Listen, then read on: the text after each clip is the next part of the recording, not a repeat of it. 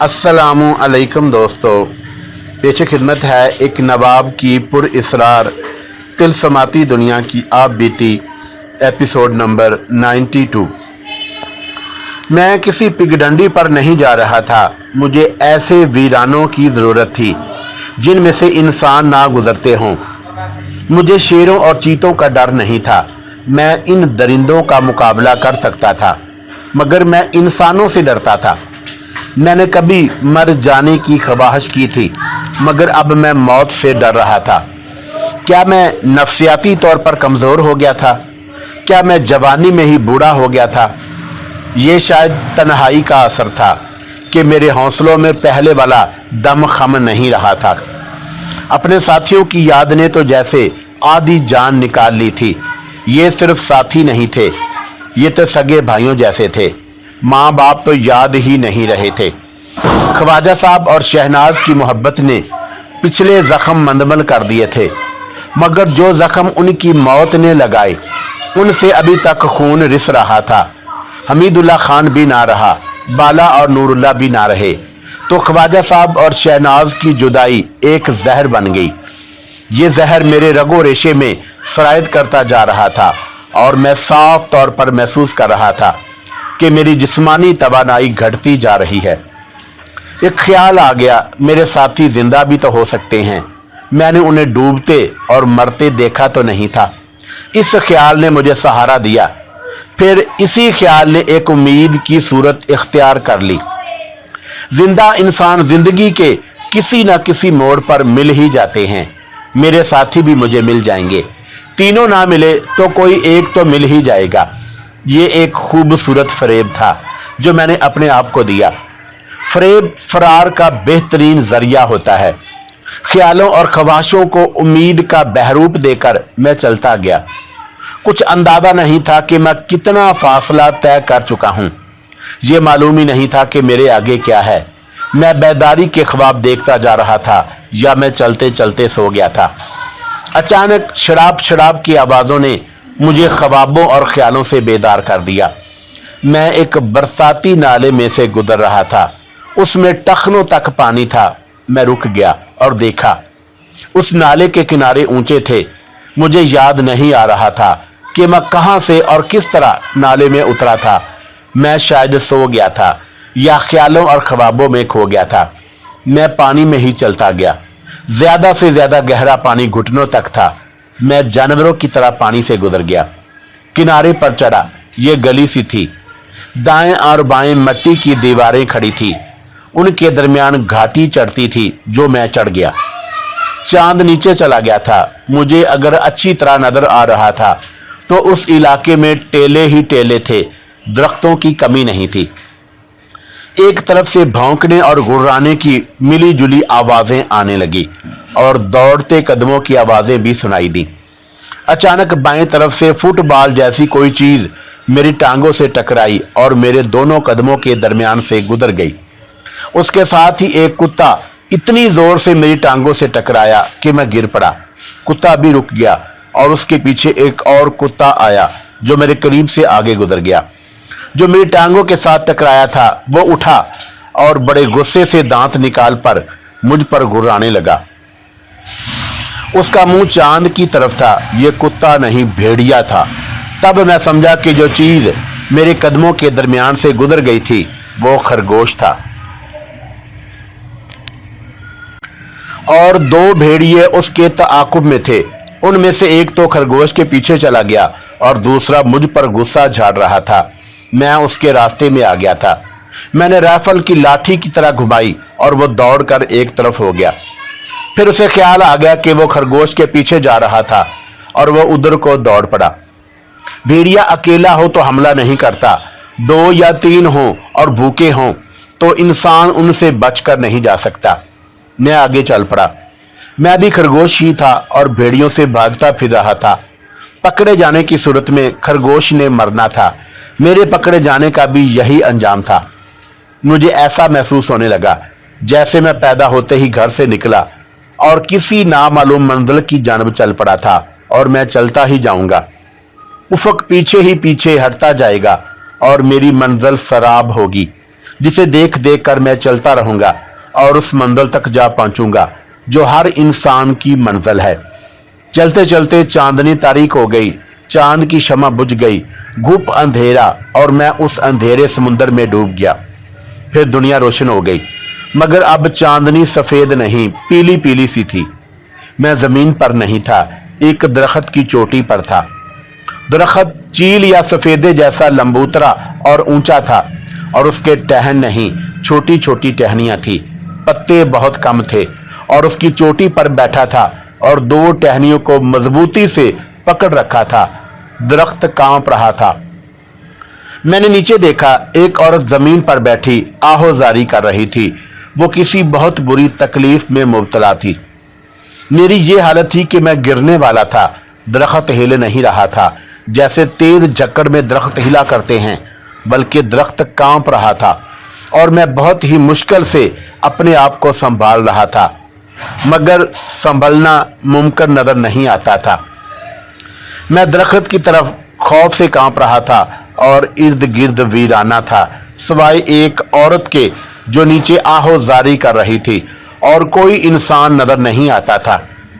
उस औरत ने मुंह ऊपर को उठाया। मैंने उसे पहचान लिया। अम्मी जान, मैंने चिल्लाकर उसे पुकारा। उसने दोनों हाथ जमीन पर मारने शुरू कर दिए। अम्मी जान, मैंने और ज्यादा बुलंद आवाज से उसे पुकारा और वो जोर से जमीन पर हाथ मारने लगी। जमीन पर हाथ मारते वो सर इस तरह जमीन तक ले जाती थी जैसे सजदे कर रही हो।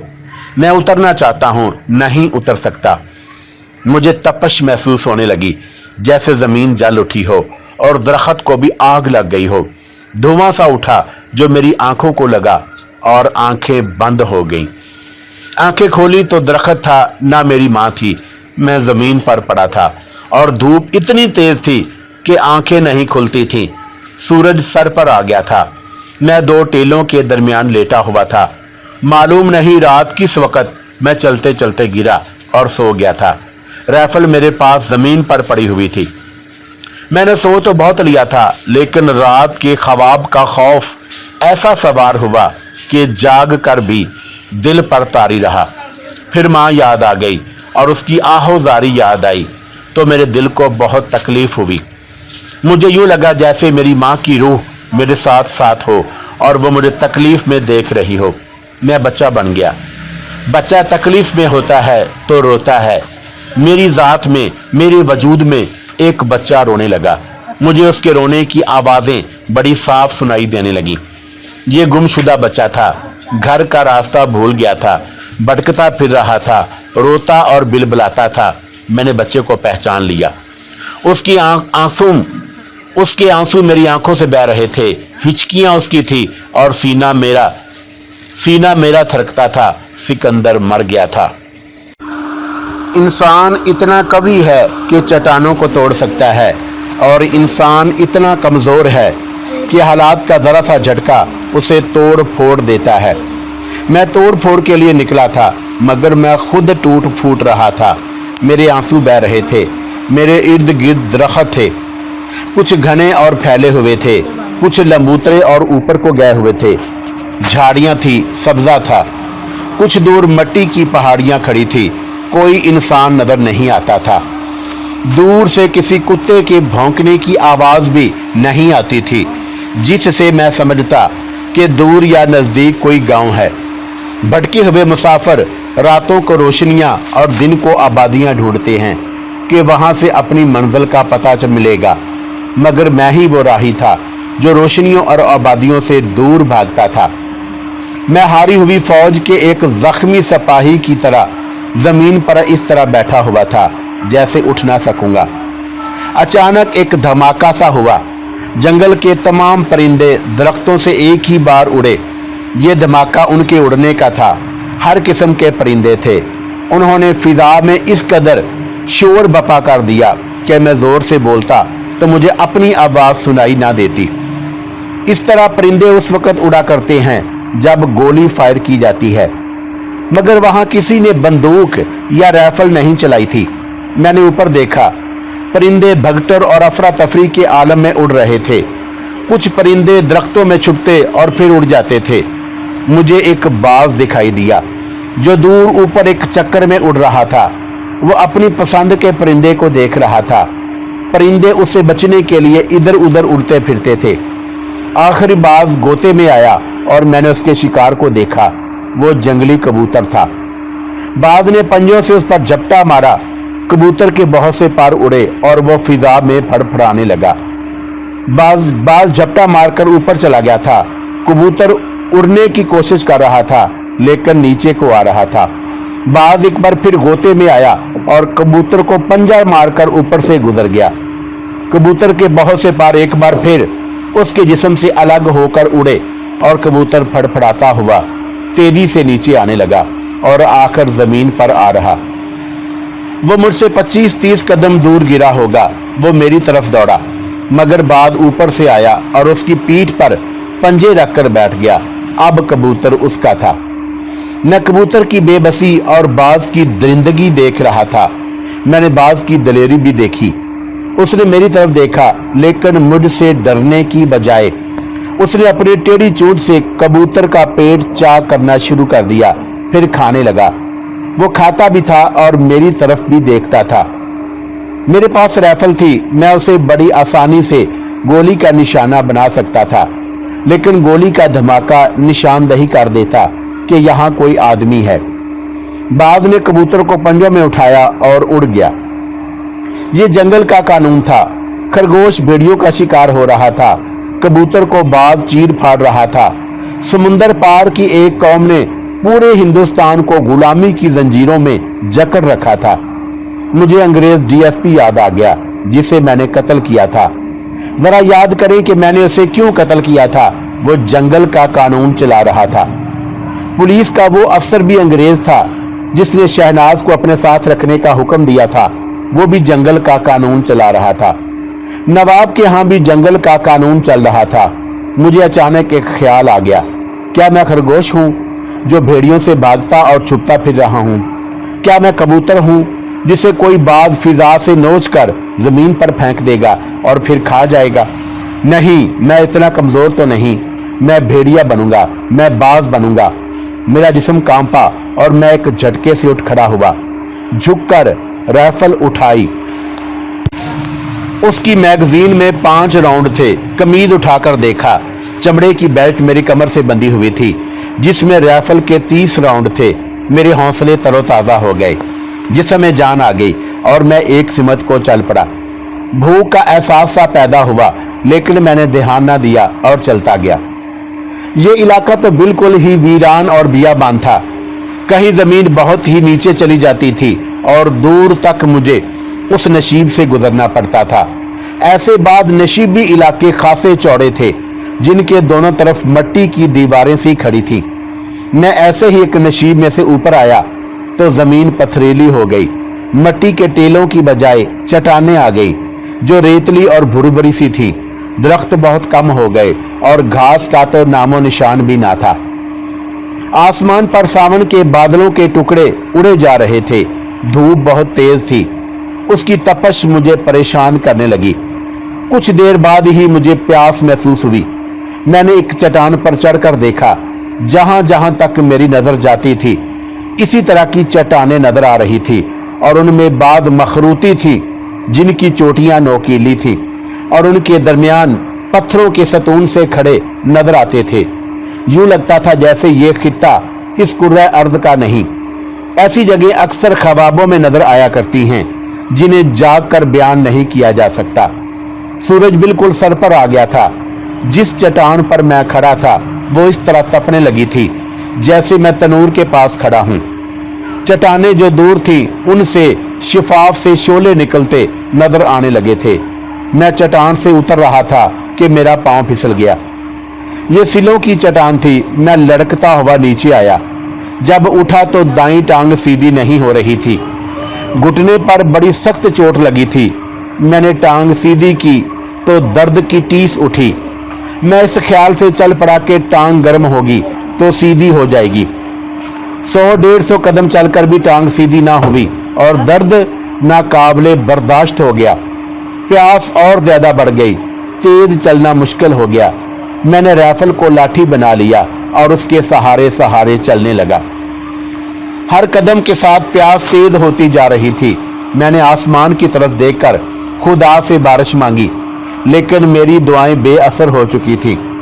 मुझे याद आया कि सावन का महीना गुजर चुका है और ये भादों के वस्त के दिन हैं, जब बारिश कम हो जाती है और हबस बढ़ जाता है। मुझे अब पानी के 2 घूंटों की जरूरत थी। कहीं गदला और गंदा पानी मिल जाता तो मैं वो भी पी लेता। बाद जगहों पर 2 अमूदी चट्टानों के दरमियान लंबी गली सी बनी हुई थी। मैं जब ऐसी गली में से गुजरता था तो तपती हुई चट्टानें मेरे जिस्म को झुलसा देती थी। ऐसी ही एक गली में से गुजरते मुझे हलक में पहला कांटा चुभा। ये प्यास की शिद्दत की इलामत थी। मेरे जिस्म से पसीना बह रहा था। एक ख्याल ये भी आया कि अपना पसीना किसी तरह इकट्ठा करके यही पी लूं। मेरी दाईं टांग बेकार होती जा रही थी। मैं राइफल के सहारे एक तरफ को जरा झुक कर चलता था। इससे ये हुआ कि मुझे कमर में दर्द महसूस होने लगा। मेरे चलने की रफ्तार और कम हो गई। तपती हुई गली में से बाहर निकला तो आगे सपाट मैदान था। ये मैदान भी पथरीला था। चट्टानें बहुत दूर हट गई थी। सारा इलाका इस तरह खुश्क था जैसे सावन में यहाँ एक बूंद भी ना बरसी हो। वहां पानी खबाब में ही देखा जा सकता था। उस मैदान के आगे क्या था नजर नहीं आता था। शफाफ से शोले जमीन से उठ रहे थे। उनके पीछे जो कुछ था छुपा हुआ था। मैंने एक बार एक हिंदू योगी को दहकते हुए अंगारों पर नंगे पांव चलते देखा था। वो 9-10 कदम अंगारों पर चला था और उसके बाद मैंने और चंद और तमाशाइयों ने उसके पांव देखे थे। वो बिल्कुल ठीक थे। मैंने उससे पूछा था कि ये क्या जादू है। कोई जादू नहीं, उसने जवाब दिया। मैं बताऊंगा तो तुम मूर्ख बिल्कुल नहीं समझ सकोगे। अगर ये जादू है तो ये तुम्हारे हाथ में भी है। कुछ बताएं तो सही महाराज, मैंने उससे कहा था। मैं समझ जाऊंगा। समझ तो जाओगे, उसने कहा था, पर कर नहीं पाओगे। तेरा मन पापी है। पापों की गठरी सर पर उठाकर तू फूलों और कलियों पर चलेगा तो भी तेरे पांव जल जाएंगे। मन को पुत्र रख और आग में कूद जा। इस पापी संसार की अग्नि तेरे शरीर को ठंडी लगेगी। पग पग चलता जा। तू कहेगा कि ये अग्नि नहीं जल है, पर शर्त एक ही है, तेरा मन पापी ना हो। उस योगी की बातें याद आईं और फिर मैंने अपने माजी पर नजर डाली। मन को पापी तो कभी नहीं होने दिया था। मुझ पर बड़ी ही हसीन तलवारों के वार हुए थे। सब के सब अपने अखलाक की ढाल पर रोक लिए थे। फिर मुझे बचपन की वह पगली याद आई जिसने मुझे मेरी माँ की गोद में देख कर कहा था कि ये बच्चा दिलों को तड़पाएगा और दिलों पर हुकूमत करेगा, लेकिन इसे आग में से गुजरना पड़ेगा। आग से गुजरकर ये दिलों का बादशाह होगा। आज मैं आग के समुंदर के साहल पर खड़ा था और मुझे इस समंदर में उतरना था। मैं तो पहले ही जल रहा था। मेरा मुस्तकबल जमीन से उठते हुए पानी के रंग के शिफाफ शोलों के पीछे छुपा हुआ था। मैं जान नहीं सकता था कि जो मेरी नजरों से उजल है वो जिस तरफ मैं बढ़ता जा रहा हूँ वो तख्ता-ए-दार है या सब्ज़े-जार। उस वक्त जरूरत एक ही थी कि मरने से पहले 2 घूंट पानी मिल जाएं। मैंने आसमान की तरफ देखा। खुदाए जुल जलाल, मैंने बुलंद आवाज से कहा, मैं पापी हूं तो मुझे जिंदा जला दे। अगर तेरी रहमत का एक जर्रा मेरे हिस्से में लिखा है तो वो मुझे अता कर दे। ये तेरा बंदा नाचीज ना गुनाह करके भाग रहा है, ना गुनाहों की तरफ भागा जा रहा है। मैं आग के समुंदर में उतर गया, चला नहीं जाता था। आसमान से आग बरसती महसूस हो रही थी। जमीन से शोले उठ रहे थे। सामने से गैर मर्री शोले मुझे जलाने को लपक रहे थे। राइफल बहुत गर्म हो गई थी और मैं मजरू टांग को घसीटता जा रहा था। मैंने खुदाई जुल जलाल को अपने साथ ले लिया था। मैं उसकी ज़ाते बारी को अपने साथ महसूस कर रहा था।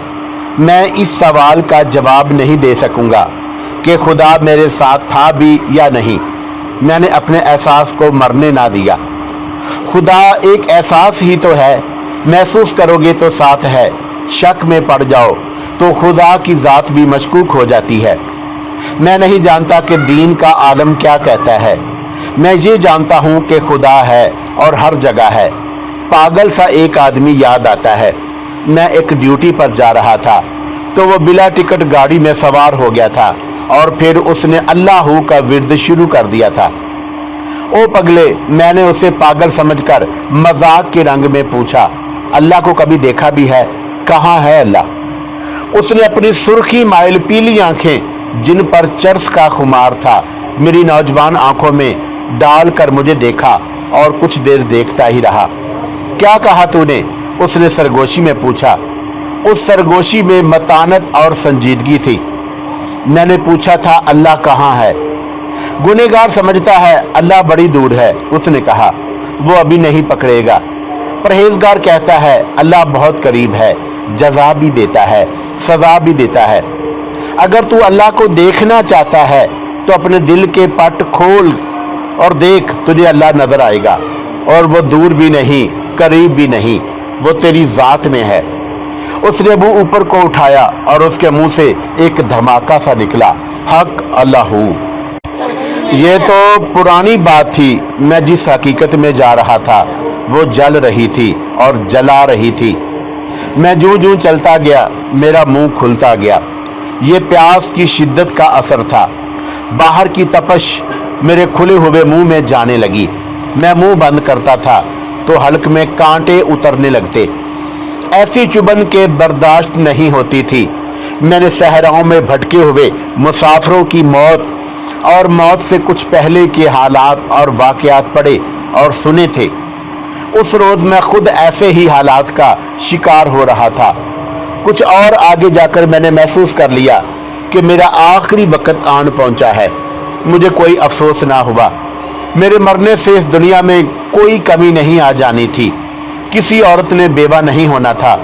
कोई ऐसा बच्चा नहीं था जिसने मेरे मरने के बाद यतीम हो जाना था। मुझसे जिन्होंने प्यार किया था वो पहले ही अल्लाह को प्यारे हो चुके थे। पानी पानी पानी। प्यास मेरी कोई खुद फरेबी कामयाब नहीं होने दे रही थी। मुझे मालूम था कि मरने से पहले मुझे कैसी अजियत मिलेगी। मैंने अपने आप को एक और फरेब देने की कोशिश की। मैंने अहद किया कि पानी मिल भी गया तो नहीं पीऊंगा। मैं जल्दी मर जाना चाहता था।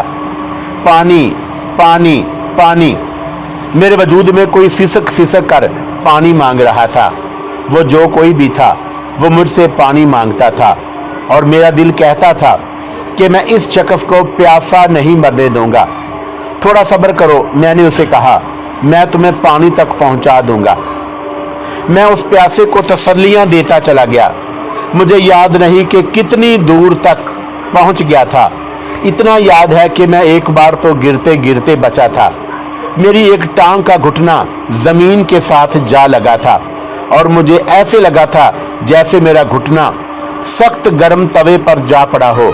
मैं फौरन ही उठ खड़ा हुआ था। फिर ऐसे हुआ कि मुंह के बल गिरा और उस वक्त तक मेरे होशो हवास कायम थे। जमीन पर हाथ रखकर उठने लगा तो हाथ के नीचे एक पत्थर आ गया।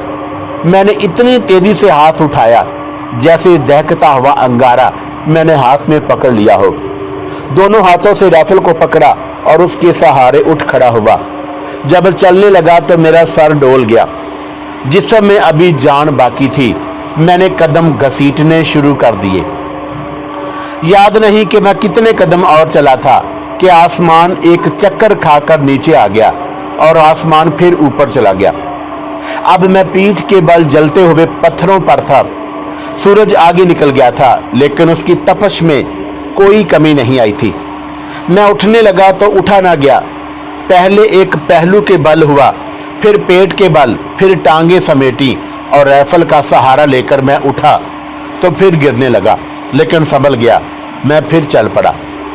जल्दी खुदा वंदे ताला, मैंने आसमान की तरफ मुंह करके कहा, मेरे जिस्म में जो तेरी अमानत है उसे जल्दी निकाल ले और इस जिस्म को जलने दे।